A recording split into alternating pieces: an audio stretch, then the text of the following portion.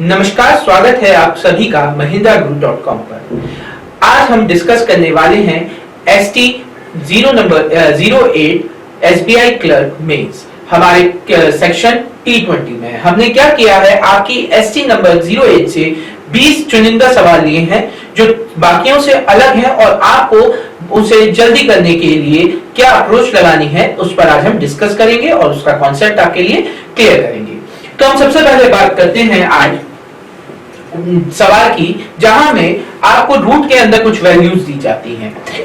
इस तरीके के सवालों में आपको क्या अप्रोच लगानी पड़ती है, यहाँ पर हम वैल्यूज को रूट के अंदर ही सॉल्व करने की कोशिश करते हैं बिना उन्हें डिवाइड करे, यानी जो वैल्यूज है वो स्क्वायर के फॉर्म्स में बनाते हैं ताकि रूट के बाहर उनकी डायरेक्ट स्क्वायर रूट हम लिख सकें।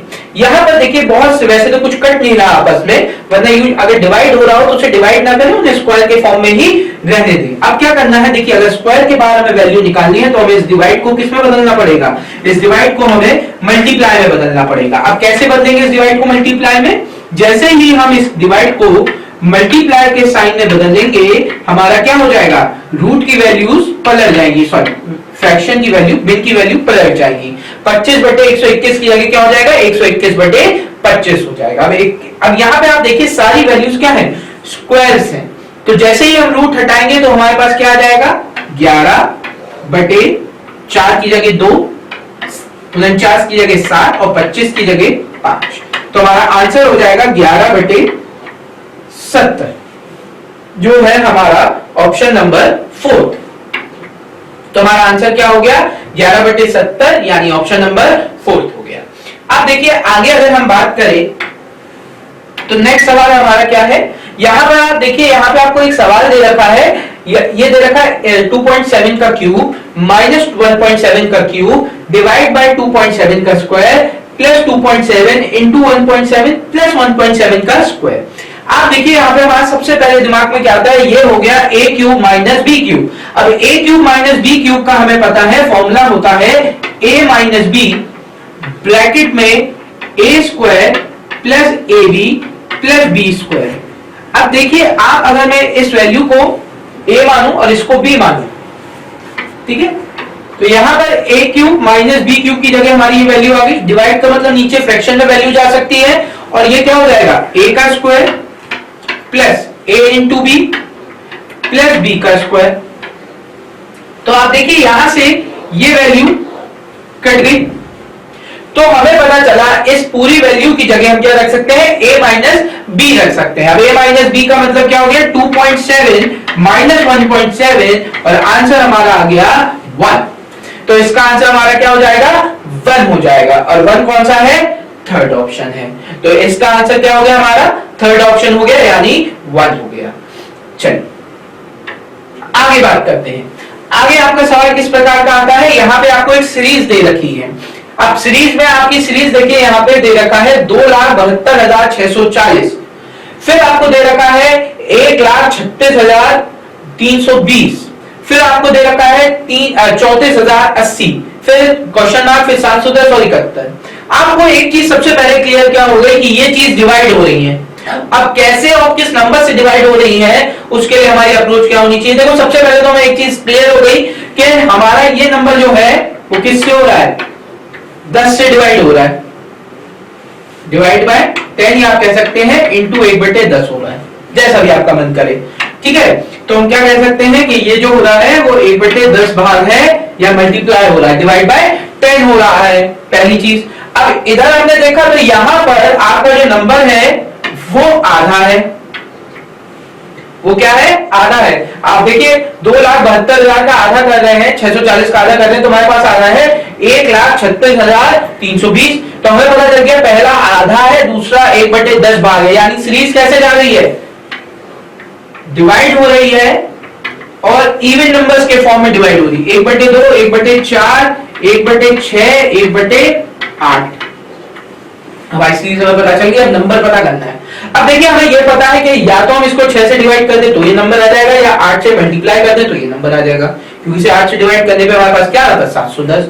आप अप्रोच कोई भी लगा लीजिए, बात वही रहेगी। तो देखिए अगर मैं 8 से मल्टीप्लाई कर दूं तो जल्दी हो जाएगा, 0 8 5 6 5680 आंसर आ गया। अगर मैं इसे 6 से डिवाइड करता तो 6 पंजे 30, 4 बचा 40 हो गया, 40, 6 छक्के 36, 4 बचा 48 हो गया, 6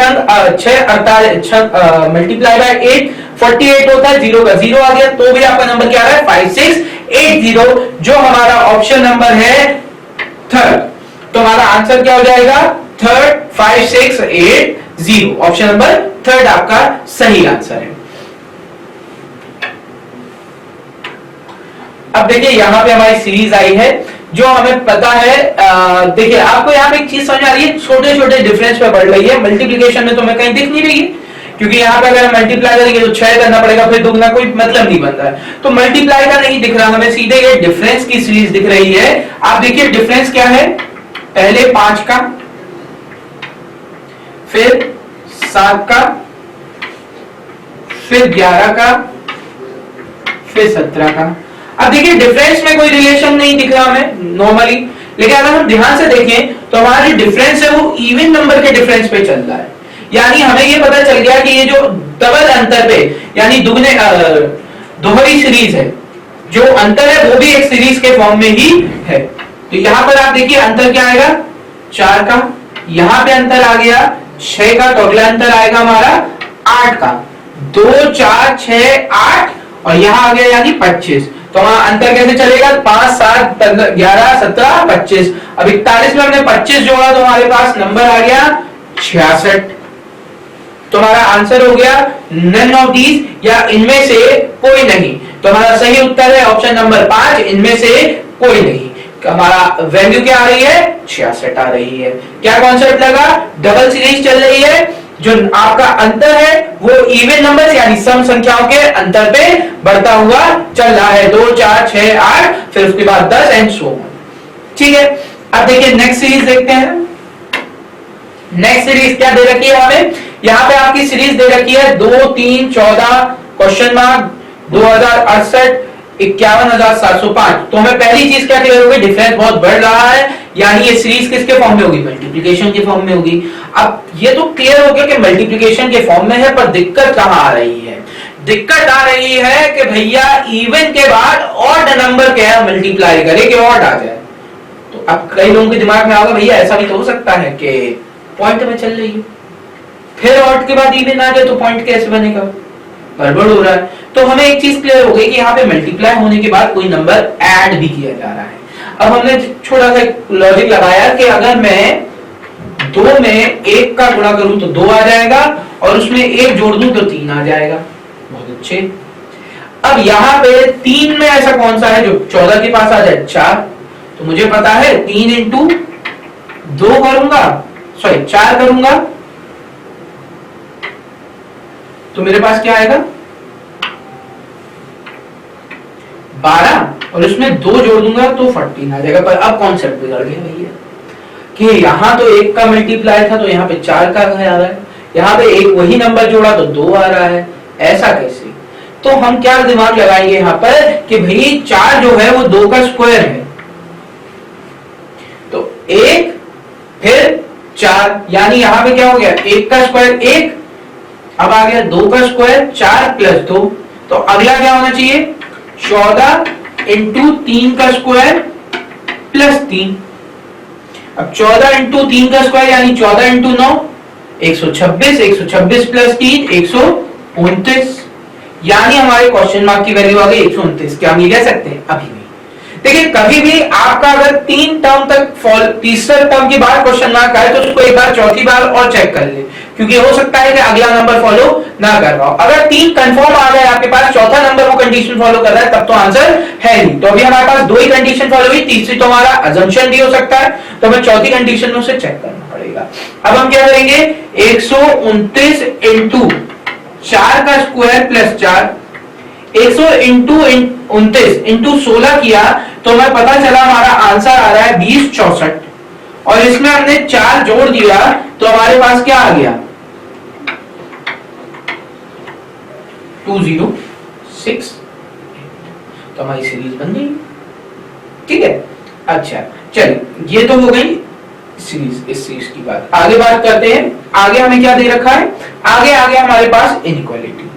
इनइक्वालिटी की जब बात होती है तो हमारे रूट्स निकालने का बहुत सिंपल सा कॉन्सेप्ट है, उनको हम फॉलो करेंगे। सबसे पहले बात करते हैं, यहाँ पर हमें क्या दे रखा है, माइनस प्लस।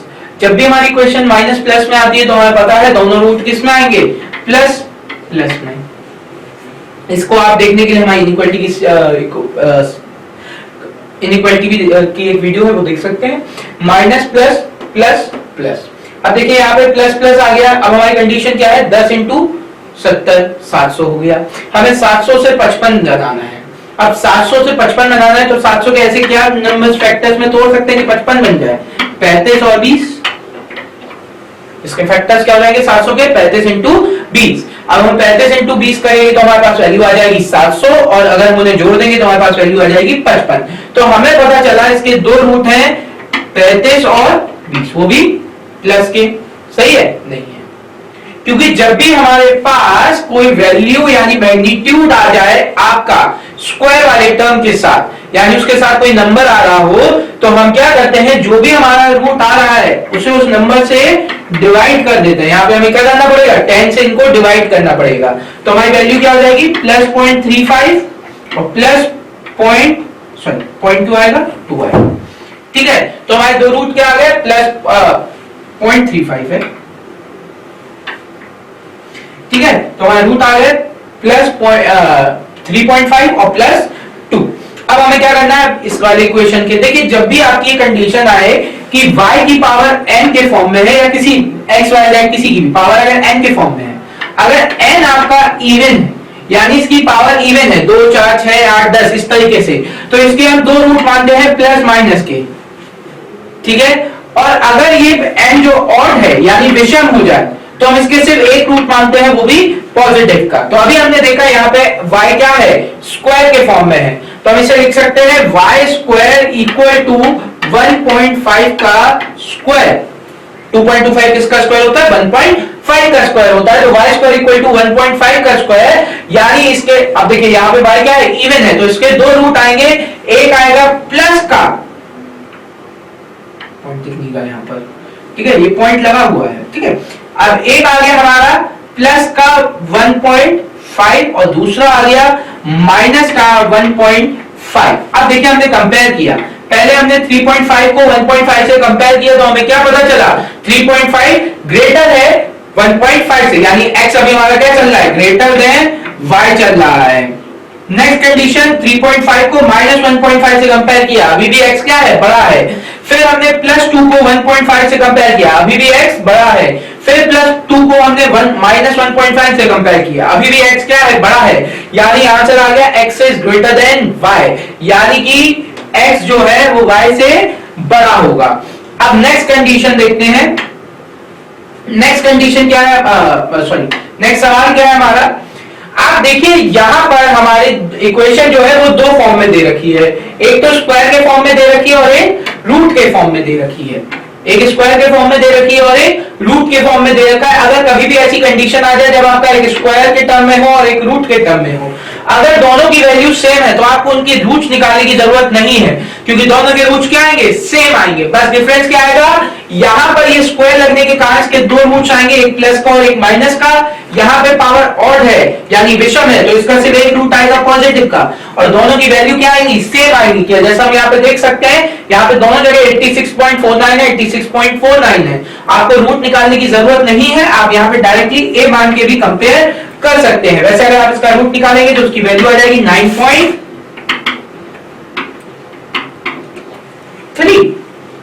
हमें निकालने की जरूरत नहीं है उसे, हम वर्बली ए रखकर भी उसको सॉल्व कर सकते हैं। आप देखिए, क्योंकि यहाँ पे आप जैसे ही कंपेयर करेंगे तो हमें क्या पता चला, x जो है वो बराबर है, यहां से कंपेयर किया तो हमें पता चला x जो है वो कम है, तो वैल्यू हो जाएगी x is less than y। ठीक है, तो हमें क्या पता चल रहा है कि अगर हम a भी रखते तो हमें पता क्या होगा। देखिए अगर मैं ये मान लेता प्लस ए माइनस ए, यहां से मुझे पता है पॉजिटिव वैल्यू है, दोनों वैल्यू रूट समान आ रहे तो बराबर है। यहां से मुझे पता है ये नेगेटिव है ये पॉजिटिव है, तो ये छोटा हो गया, तो हमें वैल्यूज भी निकालने की जरूरत नहीं है, हम डायरेक्टली पुट करके आंसर बता सकते हैं। ठीक है, नेक्स्ट सवाल देखते हैं। अगर हम नेक्स्ट सवाल की बात करें तो यहाँ पे आपकी कंडीशन क्या दे रखी है, x² + 4x - 21 y² + 2y - 35। देखिए इनइक्वालिटी की वीडियो में हम ऑलरेडी इस कंडीशन को डिस्कस कर चुके हैं कि अगर कभी भी आपकी कंडीशन आ जाए जहां पर प्लस प्लस माइनस माइनस हो, आंसर हमारा क्या हो जाता है, CND हो जाता है, यानी संबंध स्थापित नहीं किए जा सकते हो जाता है। अगर आपने वो वीडियो नहीं देखी है तो हम इसको जल्दी से डिस्कस कर लेते हैं। देखिए प्लस माइनस का मतलब है आपके रूट्स जो है वो आएंगे माइनस प्लस में, यानी इसके दो रूट होंगे, एक होगा नेगेटिव एक होगा पॉजिटिव। आप नॉर्मली कंडीशन में भी ऐसे समझ सकते हैं कि नेगेटिव वैल्यू हमेशा पॉजिटिव वैल्यू से क्या होगी, छोटी होगी, और पॉजिटिव वैल्यू नेगेटिव वैल्यू से हमेशा क्या होगी, बड़ी होगी। यानी ये कंडीशन कंपेयर करने पे x छोटा हो रहा है और इस कंडीशन को कंपेयर करने पे x बड़ा हो रहा है। जब भी हमारे पास ग्रेटर और लेसर एक साथ आता है, आंसर हो जाता है can not be relationship can not be determined, या फिर संबंध स्थापित नहीं किया जा सकता। फिर भी अब इसके रूट निकाल के हम कंपेयर कर लेते हैं।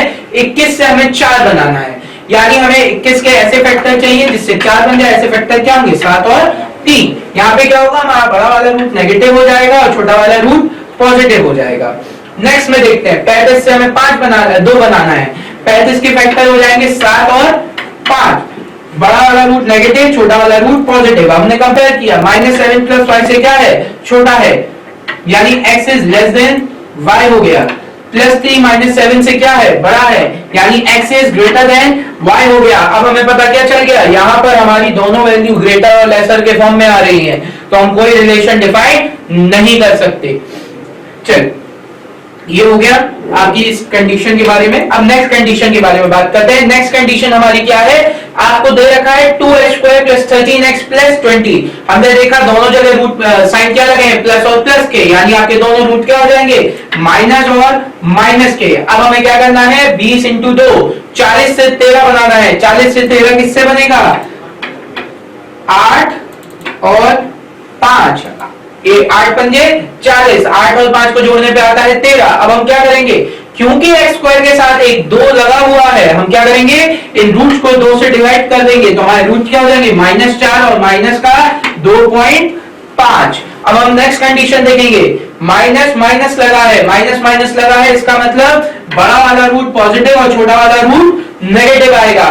अब क्या करेंगे, 2 × 4 8, 8 से हमें बनाना है 7, 8 से 7 बनाने के लिए हमें 2 फैक्टर चाहिए, 8 और 1, 8 और 1 हमारे 2 फैक्टर्स हैं। अब क्या करेंगे, इन्हें 2 से डिवाइड करेंगे। 2 से क्यों डिवाइड करेंगे, क्योंकि यहाँ पे y² के साथ 2 लगा हुआ है।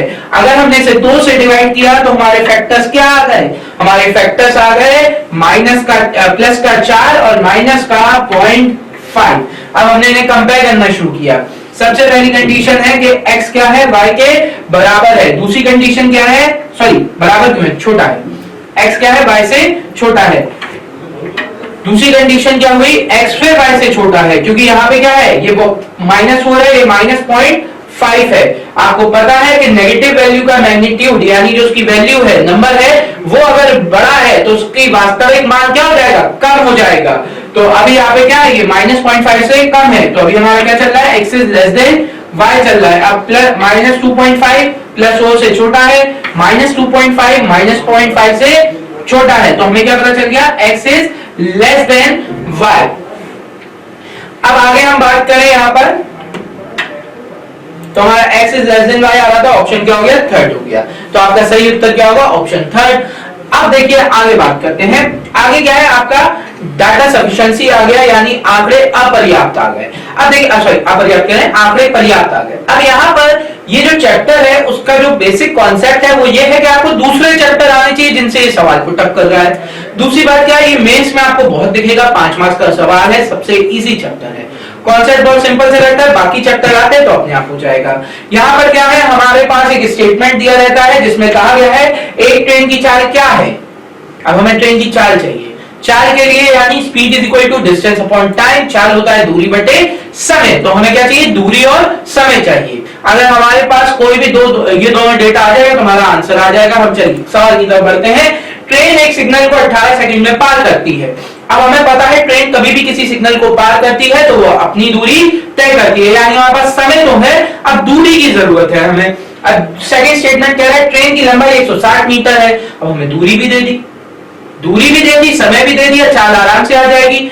आपको पूरा आंसर निकालने की जरूरत नहीं, अब आपको उसको चाल निकालने की जरूरत नहीं है, आप आंसर सीधे बता सकते हैं कि दोनों वाक्यों का प्रयोग करके ही उत्तर दे पाएंगे, एक वाक्य से नहीं दे सकते। तो ऑप्शन क्या हो जाएगा हमारा पांचवा, यदि दोनों कथन एक वह दो एक साथ पर्याप्त है लेकिन अलग अलग पर्याप्त नहीं है।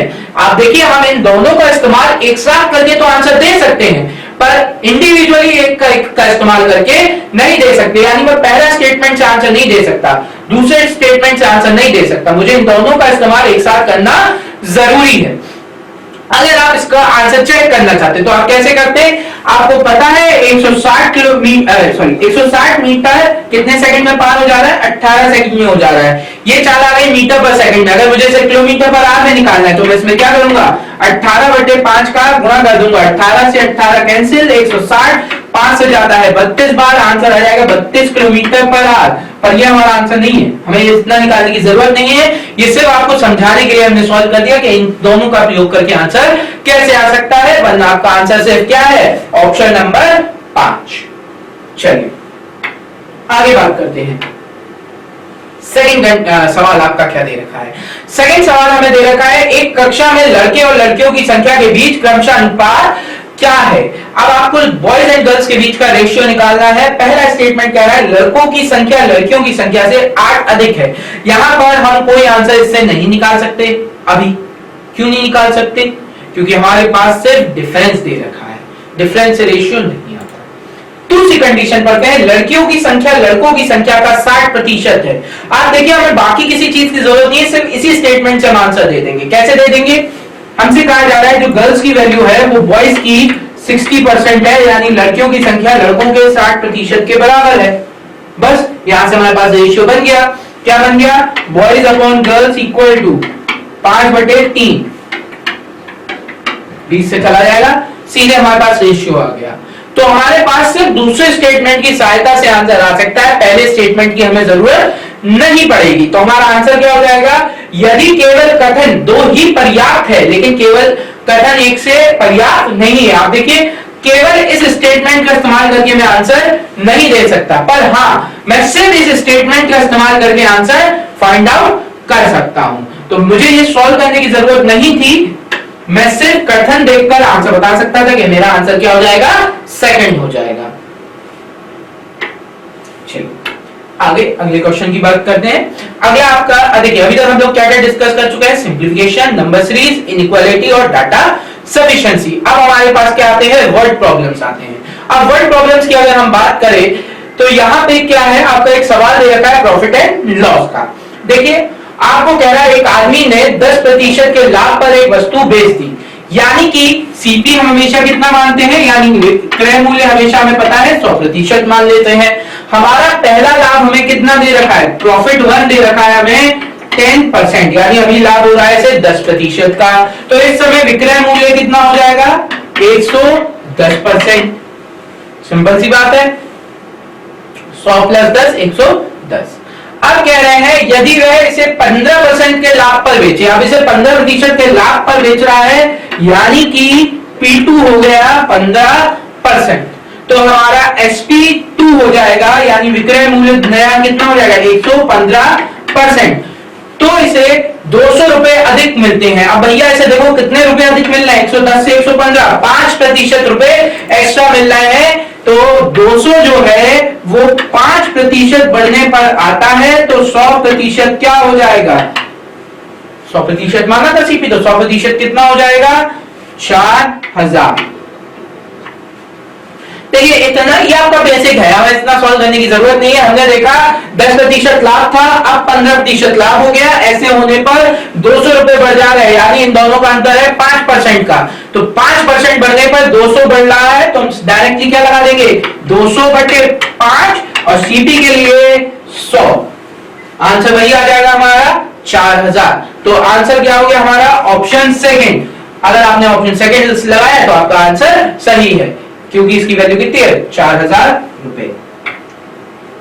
नेक्स्ट सवाल की तरफ चलते हैं। नेक्स्ट सवाल क्या कह रहा है कि एक व्यक्ति एक नाव को d किलोमीटर धारा के प्रतिकूल वह इतनी दूरी को धारा के अनुप्रवाह में 5 घंटे 15 मिनट में खींचता है, यानी कि वो क्या कर रहा है, d किलोमीटर धारा के विरुद्ध जा रहा है, यानी सॉरी अपस्ट्रीम जा रहा है। डी किलोमीटर क्या कर रहा है, अपस्ट्रीम जा रहा है, और जब वो वापस आ रहा है तो इतनी ही दूरी वापस आ रहा है, और किस चाल से आ रहा होगा, डाउनस्ट्रीम, यानी धारा के संग आ रहा होगा। देखिए बहुत छोटी सी बात है, अगर ये कोई नदी है, धारा इस तरफ आ रही है, तो आप जब इस तरफ जा रहे हैं तब धारा के विरुद्ध हो गए, लेकिन जब आप वापस आएंगे तो क्या हो जाएगा, आप धारा के साथ आ रहे होंगे, तो ये डाउनस्ट्रीम का केस हो जाएगा। तो हमारे पास क्या आ गया, जब एक व्यक्ति डी डिस्टेंस जाता है धारा के विरुद्ध और वापस आता है डी डिस्टेंस ही धारा के साथ, तो वह लेता है 15 घंटे 15 मिनट, 15 घंटे, और 15 मिनट को हम लिख सकते हैं 1/4, 15/60, यानी 1/4 हो गया। इसको ऐड किया तो हमारे पास क्या आ गई वैल्यू, 21/4 आ गई। ठीक है, अब हमसे कहा जा रहा है 2d किलोमीटर को धारा के प्रतिकूल 7 घंटे में खींचता है। अब हमें पता है भैया 2d धारा के प्रतिकूल यानी अपस्ट्रीम 7 घंटे में, तो वो कह रहा है 2d किलोमीटर धारा के अनुप्रवाह यानी अपस्ट्रीम डाउनस्ट्रीम में जाएगा तो क्या होगा, यानी धारा के संग जाएगा तब क्या होगा। देखिए अगर मैं इस पूरी इक्वेशन में 2 का मल्टीप्लाई कर दूं, पूरी इक्वेशन में 2 का मल्टीप्लाई कर दूं, तो मेरे पास वैल्यू क्या हो जाएगी, 2d upon u plus 2d upon d equal to 21/2 हो जाएगा। अब मुझे देखिए यहां पर क्या चाहिए, 2d धारा के अनुप्रवाह यानी डाउनस्ट्रीम वाली, यानी इसी की वैल्यू चाहिए, यही समय दिखा रहा है मुझे, और इसकी वैल्यू मेरे पास है, इसकी वैल्यू कितनी है 7, तो मैं इसकी वैल्यू 7 रख दूं, 7 प्लस 2d/d इक्वल टू 21/2, तो 2d अपॉन d की वैल्यू हो जाएगी 21/2 था, 21/2 माइनस 7, 7 दूनी 14, 21 में से 14 गया, यानी 7/2 घंटे आंसर आ गया।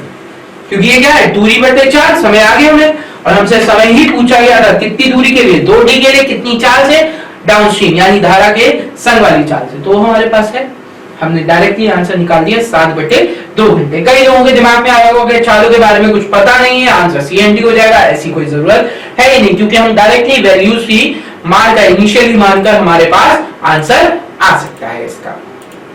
अब देखिए आगे बात करें तो नेक्स्ट सवाल हमसे क्या कह रहा है, नेक्स्ट सवाल कह रहा है ABC एक साझेदारी में हिस्सा लेते हैं। अब 3 लोग हैं ABC, ए पूरे वर्ष के लिए 4000 का निवेश करता है, यानी हमें पता है, देखिए जब भी पार्टनरशिप की बात आती है तो हमारा क्या चलता है, लाभ के अनुपात के फॉर्म में चलता है। लाभ का अनुपात क्या होता है, निवेश और समय के गुणनफल के बराबर होता है, तो निवेश इंटू समय हमने कर दिया, सबसे पहले क्या रख दिया 4000 इंटू 12, निवेश इंटू समय, ए के लिए लाभ का अनुपात बनने का हमारे पास वैल्यू आ गई। अब दूसरा क्या कह रहा है, दूसरा कह रहा है कि बी प्रारंभ में 6000 रुपए निवेश करता है, तो बी भैया प्रारंभ में 6000 रुपए निवेश करता है, हमें पता चल गया।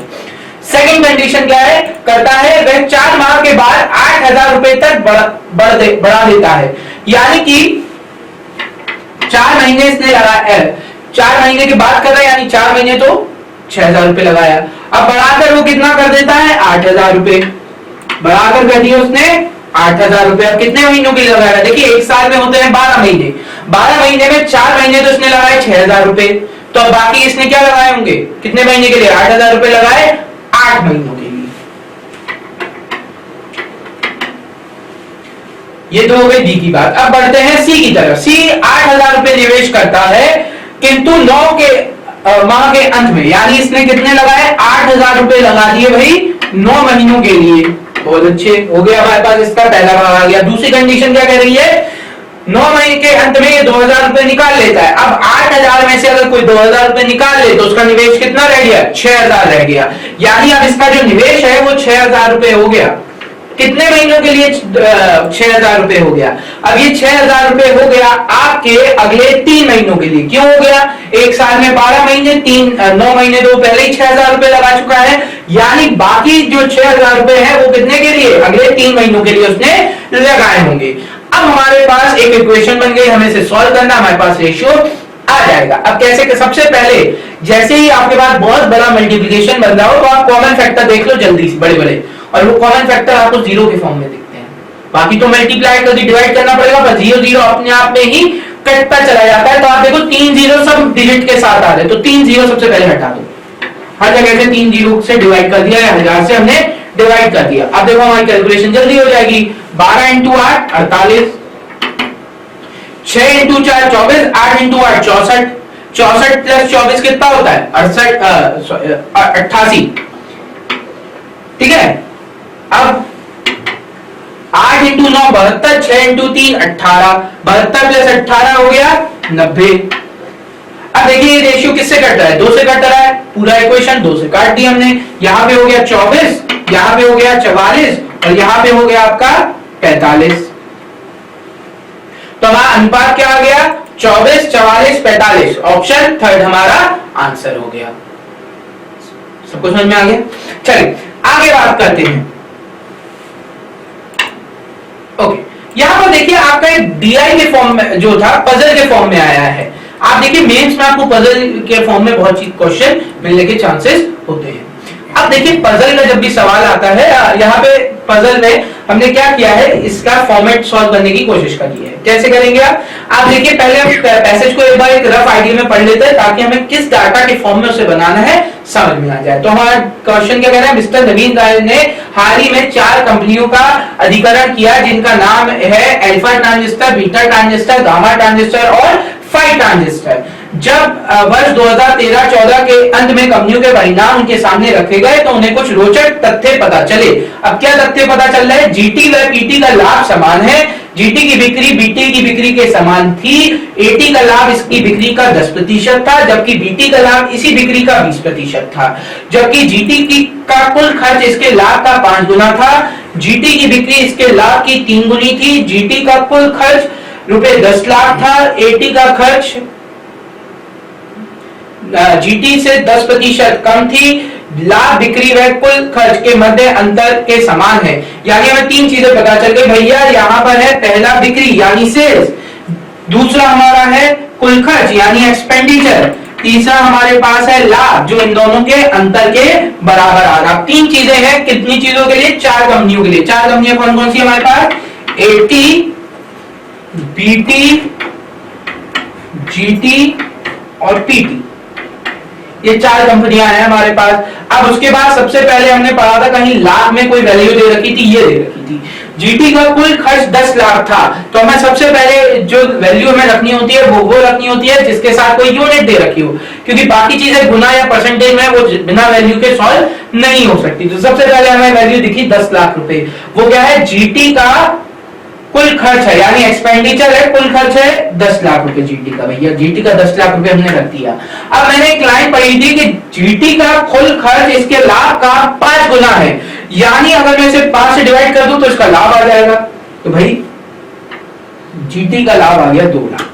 अब मुझे पता है भैया इन दोनों ये जो है सेल्स क्या होगा, इन दोनों के योग के बराबर, क्योंकि इन दोनों का अंतर 2 लाख हो रहा है, तो आपकी सेल्स हो गई 12। ठीक है, 12 माइनस 10 2 आ गया। अब देखिए यहां पे मैंने कुछ समान वाली बातें पढ़ी थी, अब समान देखते हैं क्या दे रखा है। जीटी व पीटी का लाभ समान है, जीटी और पीटी का लाभ समान है, यानी ये 2 है तो ये भी 2 हो जाएगा। बहुत अच्छे हो गया है ना। अब देखिए क्या है, इसके बाद हमें क्या कहा गया, जीटी की बिक्री बीटी की बिक्री के बराबर है। भैया जीटी की बिक्री 12 है तो इसकी बिक्री भी 12 हो गई। एक और डिटेल मिल गई। अच्छा अब हमें क्या पता है, एटी का लाभ इसकी बिक्री का 10% था, एटी का भी हमें कुछ नहीं पता, जबकि बीटी का लाभ इसी बिक्री का 20% था। अब भैया इसकी बिक्री का 20% यानी बीटी का जो लाभ है वो 12 का 20% है। 12 का 20% का मतलब क्या हो गया, 2.4 लाख। यानी अगर इसका लाभ है 2.4 लाख तो इसकी खर्चा कितना हो जाएगा, 12 माइनस 2.4 यानी 9.6 लाख। अच्छा नेक्स्ट कंडीशन क्या दे रखी है, एटी का लाभ इसकी बिक्री का 10% था जबकि बीटी का लाभ इसकी बिक्री का 20% था, ये हो गया। जबकि जीटी की कुल खर्चा इसके लाभ का 5 गुना है, इसका इस्तेमाल कर चुका है। पीटी की बिक्री इसके लाभ की 3 गुना है। भैया पीटी की बिक्री जो है वो इसके लाभ की 3 गुना है, 2 का 3 गुना यानी 6, और इन दोनों का अंतर हमें खर्चा दे देगा 4। चलिए अब 3 कंपनियों का हमारे पास आगे, चौथी कंपनी के लिए हमें एक डिटेल चाहिए कोई। जीटी का कुल खर्च 10 लाख रुपए है और एटी का खर्च जीटी से 10% कम था। अब भैया एटी का खर्च, कंपनी का खर्च जीटी के 10% कम है, यानी ये कितना हो गया 10 का 9। अच्छा, एक चीज हमें और पता चली थी पहले, एटी का लाभ इसकी बिक्री का 10% था। अब भैया एटी का लाभ, अगर एटी 100% है, लाभ 10% है, तो खर्च कितना हो जाएगा 90%। सीपी प्रॉफिट डिफरेंस है जो इनका है ना। अब हमारे पास ये 90% है, 90% किसके बराबर है 9 के बराबर। अगर 90% 9 के बराबर है तो 10% 1 के बराबर और 100% 10 के बराबर। तो हमारे पास ये पैसे से चारों कंपनी का सेल्स, एक्सपेंडिचर और प्रॉफिट आ गया। अब हमारा पजल हो गया सॉल्व। अब इसका कोई भी सवाल हो वो इसी से पुट अप होगा, हम सॉल्व कर लेंगे। जैसे इसको रब नहीं करते वरना भैया सॉल्व करने में दिक्कत होगी। पहला सवाल कह रहा है किसी कंपनी का लाभ सर्वाधिक है, सबसे ज्यादा लाभ किसी कंपनी को हो रहा है। हमने देखा सबसे ज्यादा लाभ किसका है 2.4 है जो है बीटी का, तो हमारा आंसर हो गया सेकंड, यानी बीटी, कंपनी बीटी का लाभ सर्वाधिक है। दूसरा देखते हैं। दूसरा कह रहा है किस कंपनी की बिक्री सबसे अधिक है, भैया कम है, सबसे कम बिक्री, सेल सबसे कम है 6 लाख रुपए, किसकी कम है पीटी की, यानी इसका ऑप्शन हो गया 4, आंसर हो गया 4। चलिए ठीक है, हमने उसे पूरा डिस्कस नहीं किया क्योंकि हमें पता है कि डिस्कस पूरा करने का कोई फायदा नहीं है, आपके मेन था डेटा कैसे निकालना है। तो 2 सवाल में आपको समझ में आ गया उसके सवाल कैसे सॉल्व करने हैं और डेटा हमने आपको ड्राइव करके बता दिया। अब हमारे सामने एक और क्वेश्चन आया था जो बहुत अच्छा था, जो क्या था, मिसिंग डीआई और पजल का मिक्सचर था। अब भैया मिसिंग डीआई और पजल का मिक्सचर को हम कैसे सॉल्व करेंगे वो देखते हैं। हमारे पास देखिए क्या है, आंकड़े कंप्यूटर डिस्क पर रखे गए थे परंतु दुर्भाग्यवश इसके कुछ हिस्से वायरस के कारण खो गए, यानी ये जो डैश आपको दिख रहा है वो कुछ हिस्से थे जो हमारे खो गए हैं। अब वो कह रहा है इनके सॉल्व करने के लिए नीचे इंफॉर्मेशन दे रखी है हमें। आधे छात्र या तो उत्कृष्ट है या तो बेहतर है, यानी आधे छात्र तो इन दोनों में बटेंगे, बाकी छात्र क्या है आधे छात्र औसत। 40% छात्र महिलाएं थी। भैया 40% छात्र क्या है महिलाएं हैं, तो हमें पता चल गया ये जो 32 है वो कितने प्रतिशत के बराबर है 40% के बराबर। तो 32 अगर 40% के बराबर है तो 100% कितना हो जाएगा, हाँ जी बिल्कुल 100% हो जाएगा 80। सही, इसको नहीं समझ में आया तो देखो भाई 20 से जाएगा 2 बार, 20 से जाएगा 5 बार, 2 से चला गया 16 बार, 16 पंजे 80 होता है। सही है। अब दूसरी चीज हम क्या कर सकते हैं, देखो भैया 80 में 32 तो क्या है महिलाएं, तो 40 क्या हो जाएंगे, सॉरी 40 48 हो जाएंगे लड़के, महिलाएं बाकी क्या हो गए पुरुष हो गए। तो 80 में से 32 माइनस किया 48 हो गए पुरुष। दूसरी चीज क्या है, औसत लोग जो थे वो 40 थे, कैसे हैं 80 का आधा है क्योंकि बाकी जो है वो इन दोनों में बढ़ते हैं। अब हमें पता चला ये 40 ये 30, तो ये कितना हो जाएगा 10 हो जाएगा, 40 30 10 मिलकर 80 बना रहे हैं। अब ये 10 है ये 10 है तो यानी ये हो गया 0, और कुछ है हमारे पास, अभी कुछ नहीं है। अब नेक्स्ट कंडीशन पे आते हैं, 1/3 पुरुष विद्यार्थी औसत थे। अब भैया 48 का 1/3 भाग, 48 का 1/3 भाग क्या हो जाएगा 48 का 1/3 हिस्सा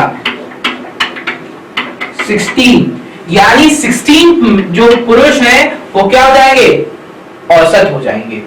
अब यहां पे हमें बताइए ये 16 है ये 10 है, 16 और 10 हो गए 26, 48 में से 26 माइनस किया तो बेहतर आ गए 22, ये 22 ये 30 ये हो जाएगा 8, ये 16 ये 40 ये हो जाएगा 24, यानी हमारा पूरा डेटा बन गया। क्या बन गया 16 24 40 22 8 30 10 0 10 48 32 80। अब बढ़ते हैं इसके सवालों की तरफ। पहला सवाल दे रखा है, औसत विद्यार्थी में महिला और पुरुष के मध्य अनुपात क्या है। भैया औसत कौन से हैं, ये 16 और 24 वाले थे तो इनका अनुपात महिला और पुरुष, महिलाएं कितनी है, महिलाएं थी 24 नहीं महिलाएं 24 पुरुष 16, अनुपात आ गया 3:2, आपका आंसर हो जाएगा 3:2, यानी ऑप्शन 3। यही था ना, महिलाएं हाँ सही है, ठीक।